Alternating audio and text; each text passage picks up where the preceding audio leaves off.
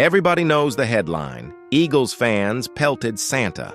But the real story is way more Philly than that. It's December 15th, 1968. The Eagles are miserable, so 2 wins, 11 losses, and fans are freezing with snow covering their seats. They're also furious because those 2 wins basically cost them the #1 pick, the one that could have landed O.J. Simpson. Halftime comes, and the scheduled Santa bails because of the storm.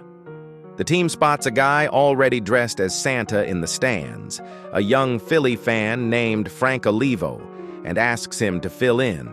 He's in a rough-looking costume, the crowd's already boiling, and right before halftime, the Eagles throw a pick 6. So the mood is toxic.